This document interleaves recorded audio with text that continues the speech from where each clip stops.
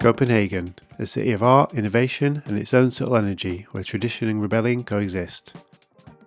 Join me for a journey around Denmark's capital. It surprised me and it might surprise you too. So I've got a ticket to the metro, takes me into the town centre.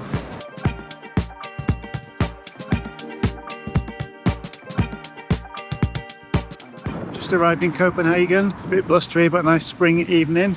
Going to go find the hostel, which is called the Steel House. Apparently it's got a pool, so that should be quite cool. This looks like it here, Steel House. Up ahead.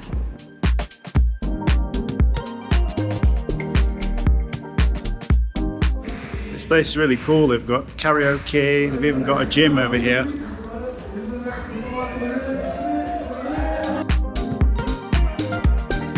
So I'm in the hostel now, Steel House.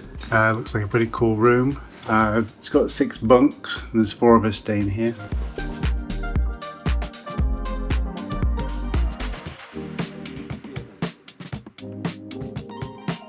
The city lights were glowing as my friends Brad, Si and Dave arrived, ready to start exploring the city the next day. So I'm in Copenhagen now. We're going to go towards the Nyhavn, famous new harbour with colourful buildings. How are you finding it so far, Dave? You're on cab. Enjoying it. Yeah, really enjoying it.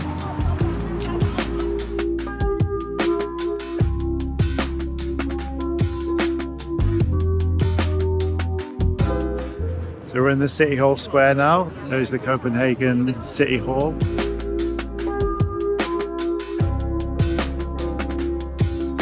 City Hall is quite recent, being finished in 1905. There were previous city halls dating back to the 15th century, but they were in a different location.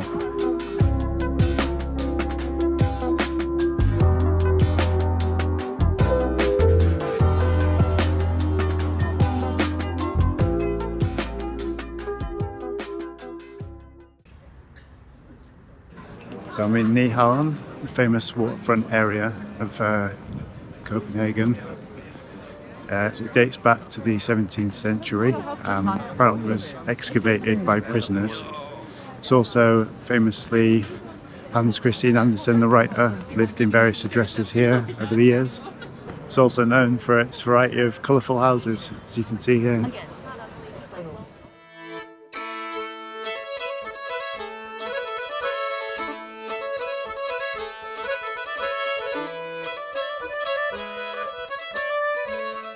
Just going to go on a boat tour now, and we're off.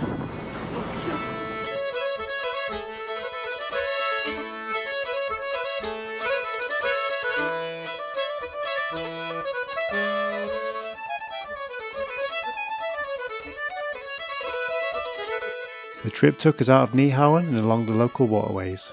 Firstly along the canals of Christianshavn, and then further on our guide pointed out some filming locations from the TV show The Bear.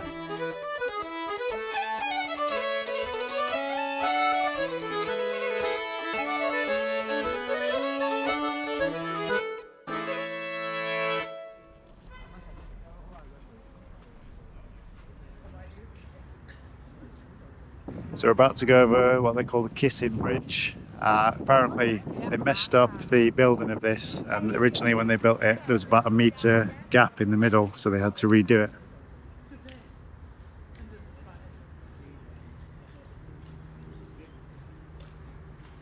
So we're heading into Christianshavn now, which apparently was built by King Christian after he visited Amsterdam. He wanted to create a similar town. It was dug out and apparently they didn't plan it very well and it started flooding everywhere, so they had to pay people to come and live there basically. Apparently it's one of the most expensive and desirable areas in Copenhagen now though.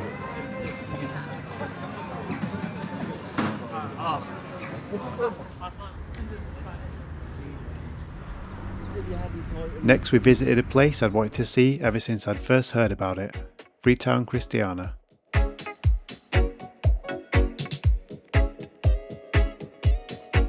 So we're in Freetown Christiania. It's an anarchist commune which was set up in 1971 as a separate entity to Copenhagen. It was famous for being the place where you could buy illegal drugs, especially the street called Pusher Street, although this was recently shut down in 2024 with a combined effort from the inhabitants and the police. There's even a sign saying, please do not buy illegal drugs here now. We don't want Pusher Street back. We don't want Pusher Street back. So it seems like they're trying to distance themselves from that.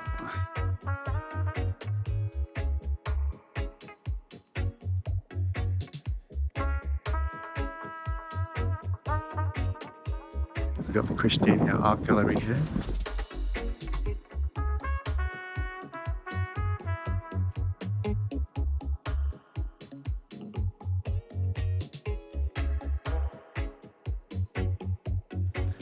So I was just talking to the owner of the art gallery there, and she said since the shutdown of Pusher Street, it's really changed the vibe here. There's a lot less people come in, a lot less business.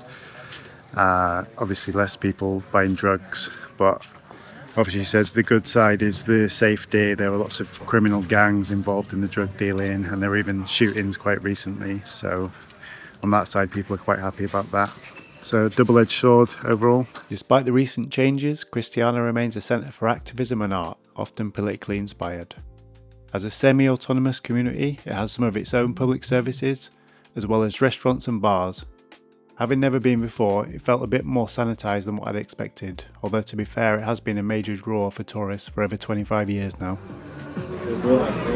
Cheers. All practice 20% usually works out about right across Got a the year. paper aeroplane with a party. We decided to give the party a miss and took one final stroll through Christiania before making our way to another of Copenhagen's iconic spots.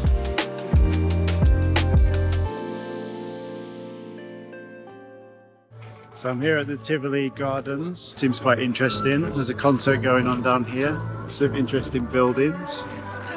Really beautiful entrance gate as well. So we'll go have a look around the gardens.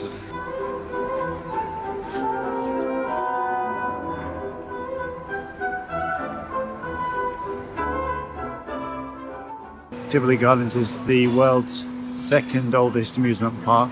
It was opened in 1843, and it's a really beautiful place. It's got that old-timey amusement park vibe. I think there is something cool about these older amusement parks as well, maybe before the kind of Disneyfication of amusement parks and the modern obsession with the most extreme drops and speed of roller coasters.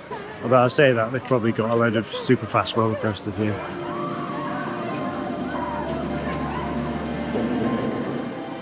Speaking of Disney, Walt Disney visited Tivoli in the 1950s and was so inspired by its magical atmosphere it became a blueprint for his then unrealised idea of Disneyland. Roast beef, this one. Doesn't look tasty. Got the word in the background if you want.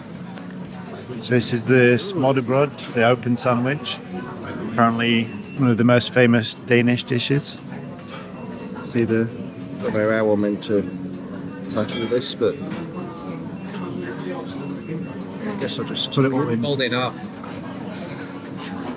make a complete sandwich. Oh. I'll take that, this is good. What flavour? Got a horseradish with the beef.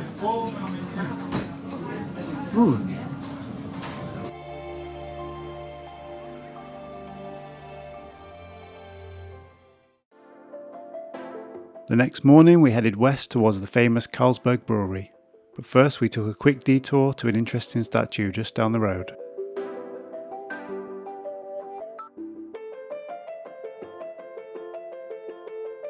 So I'm here at the statue named The Troll That Smells Christian Blood. It was modelled in the 1890s after a Norse folktale where a man hid in the troll's castle, and apparently when he came in he said, "I smell the blood of a Christian man." It was originally in church grounds, but apparently the villagers objected to it being in the church grounds, so it was moved here. It's inside the grounds of an apartment block, as you can see here. What do you think, Dave? Yeah, beautiful. Very handsome. Before heading to the brewery, we strolled through a nearby park.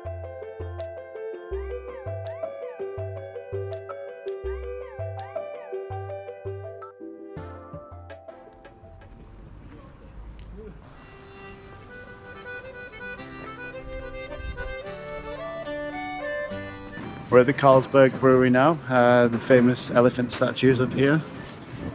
The statues and tower were built in 1901, and Carlsberg do mention that the detail on the elephants was based on an ancient symbol, which the company used for promotion, but its use was stopped in the 1940s due to the obvious negative associations. I found the tour to be one of the most interesting interactive brewery tours that I've taken. The tour also highlights the story of how Carlsberg founder J.C. Jacobsen and his son Carl, an art-loving progressive industrialist, built Carlsberg into both a socially responsible community and a cultural landmark. This is really cool.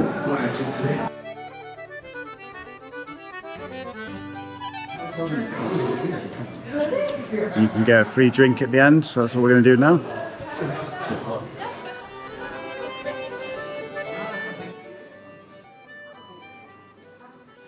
So I got the 1883 Carlsberg, you can no longer get it, which is good.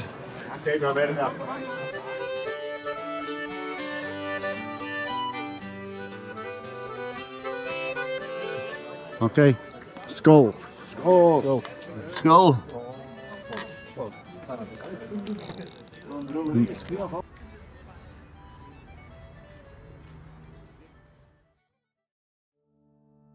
Just before leaving the next morning, we walked around the grounds of Rosenborg Castle, a former royal residence and current home of the Danish crown jewels.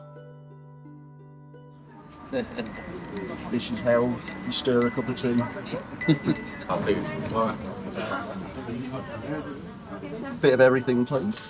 Copenhagen left me with an interesting impression, a quiet, clean and calm city, but with an undercurrent of rebellion. It holds on to its traditions, its refined minimalism and its strong sense of community, while still making room for unconventional, progressive and independent spaces. It's the kind of place that grows on you slowly. You don't leave feeling overwhelmed, but you do leave with the feeling that there's more to see and that maybe you'll be back again soon.